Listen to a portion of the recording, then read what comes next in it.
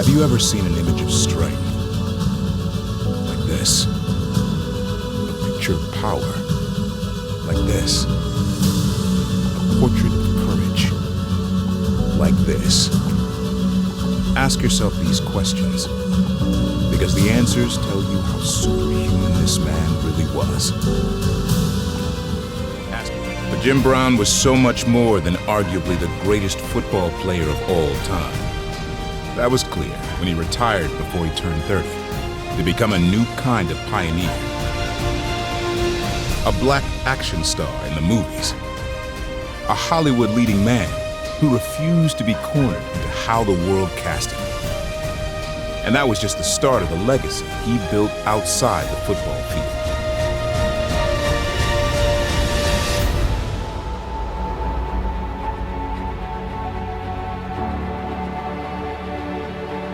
Enter Jim Brown, the activist. Jim Brown did not accept prejudice as a concept that exists. It was not something that he was going to roll with the punches on.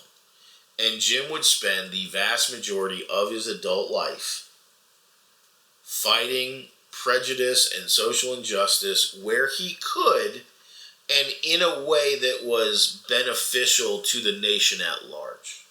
Early on in the timeline of Jim Brown the activist, he would found an organization called the Negro Industrial and Economic Union. Now, it would later be changed to the Black Economic Union.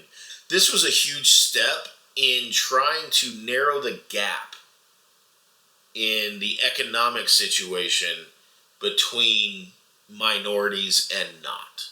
Jim also created a program called the American program.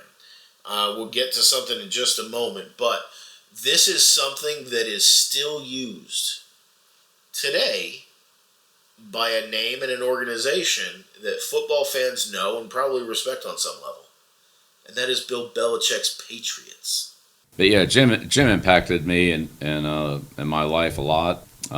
Jim's presence, his ability to relate to all people, to guide people, to have leadership and perspective on so many things in life is really incredible. I kind of put him in a class by himself there, as I think most other people would who know him well. He gave us great leadership and perspective even in tough times, and then I've maintained a relationship with Jim. Jim and his American program is a fantastic program. I've seen it work in many different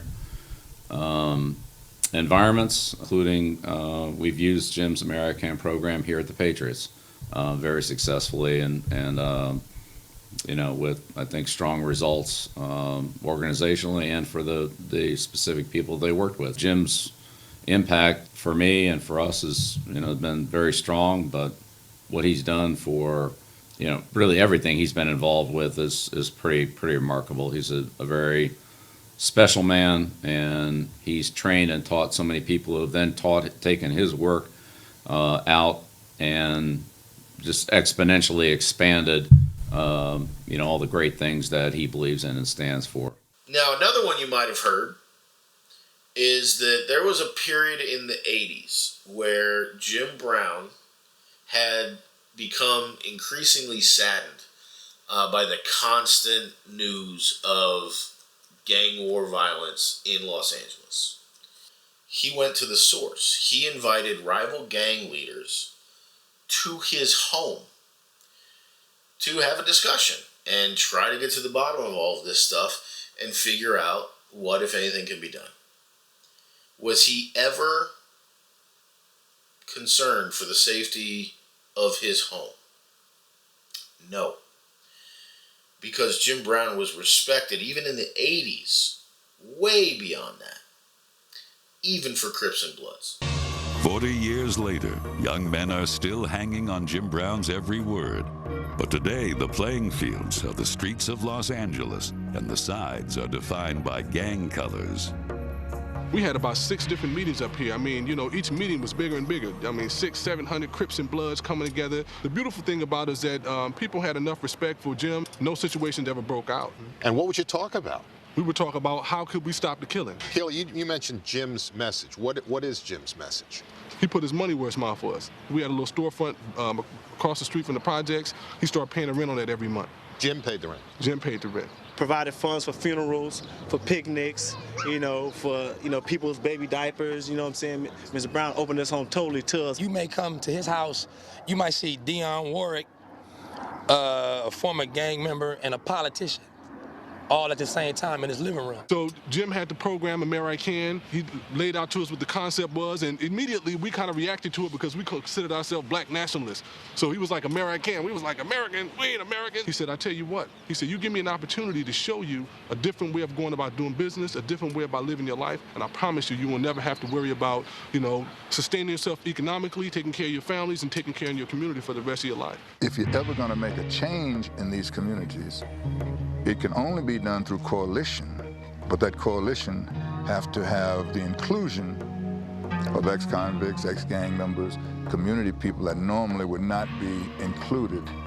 So I decided to get down to belly of the beast and deal with those individuals who other people did not want to deal with, and utilize their value, their expertise, and the fact that most of them wanted to change their lives.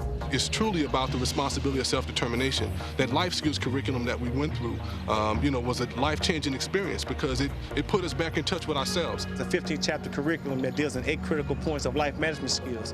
Teaches people about childhood conditionings, about financial, family, community responsibilities, how to get control of your emotions. Jim made us really internalize that manual and apply it to our life. Now, while those 3 pretty significant bullet points are very important, nothing in the realm of activism will ever be remembered above the Cleveland Summit. Now, this came almost immediately after Muhammad Ali's stance on the Vietnam War, not wanting to be drafted, and taking on a status of a conscientious objector due to faith-based reasons. When Jim Brown got the news that that had happened, he reached out to his friend Muhammad Ali, and they spoke for a while, and then Jim Brown went on to organize what would later be known as the Cleveland Summit. It took place on Euclid Avenue in downtown Cleveland, had one of the best collection of current celebrities that could not be ignored. And in the famous picture I'm sure you've seen, you see Jim Brown sitting next to Muhammad Ali, who is sitting next to Bill Russell. On the other end, you've got Kareem Abdul-Jabbar. Carl Stokes is in there. And while this was essentially just a meeting of the minds to discuss some of the factors with Muhammad Ali and his decision, it was a strong show of solidarity from the greatest sports celebrities in the country. Now, people have tried to draw parallels, and this is kind of difficult to do, because I don't know that currently we have the same caliber of celebrity. But just for the fun of the exercise, if that were to happen, say, anywhere within the last 20 years, what we'd be talking about is a panel of, let's just say, for the sake of conversation, LeBron James, Kobe Bryant, Ray Lewis, Denzel Washington, and Chadwick Boseman. That's probably the closest you'll get to saying it could be even remotely similar to equal. That's how big of a moment that was.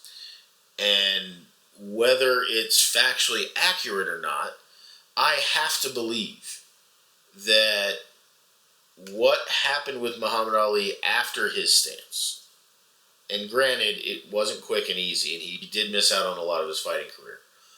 It's my contention that without the Cleveland Summit, Muhammad Ali never fights again. And maybe the government would have forced his hand. And whether that means he would have actually fought in Vietnam, or he would have been jailed the entire time, I don't know. But something tells me that that Cleveland Summit went a long way to getting Muhammad Ali reinstated back into active fighting status. And that's a huge statement to make. That a retired football player was able to organize a meeting with the biggest sports celebrities of the day and literally force the government to back off. From an activism standpoint, I don't know that anything beats that. Some of the stars attended the Cleveland summit hoping to understand and possibly dissuade Ali's refusal to serve in the U.S. military during the Vietnam War, a principled stand based on his religious beliefs. But Ali's heartfelt explanation for refusing his draft orders brought them all together for what became one of America's black athletes' first collective protest against a single issue. That empowerment and tradition continues to thrive to this day. We talked about Jim Brown's upbringing. We've talked about his early days. We've talked about him in college, him in the NFL, him as an actor, and him as an activist. In the grand scheme of activism for the cause and trying to advance factors and civil rights for all marginalized people, we can't go without mentioning that. It's a big deal. And as Jesse Jackson said earlier in the video, what Jim Brown did made the nation better. We can all sit here in 2023 and all agree that the world, or at least the country, from a race relations standpoint, is not where it should be, but it's further along because of people like Jim Brown. So Jim Brown, just like every other man ever born on this planet, cannot claim to be a perfect man. But he was a perfect football player. He was a perfect lacrosse player. He was an extremely good actor. And he was an activist that actively helped to change the country as we knew it. He may not be the biggest name in civil rights activism that you can think of, but his efforts were noteworthy. The country is in a better place now because of the things that Jim Brown did. James Nathaniel Brown. We may never, ever see another who is able to embody all of the abilities that Jim Brown had in one man. If you made it all the way to the end, I do appreciate your time. I hope you learned some things from this, and maybe the next time you hear somebody popping off about the greatest running back of all time, maybe you'll have something to say in Jim Brown's defense. Because in my estimation, with all things considered, all perspectives considered, Jim Brown was quite simply the greatest of all time. So I'd like to thank each and every one of you who are checking out this video. And by all means, goes without saying, like, share, subscribe. Thank you so much for joining us, and we'll catch you next time. You guys have a wonderful day.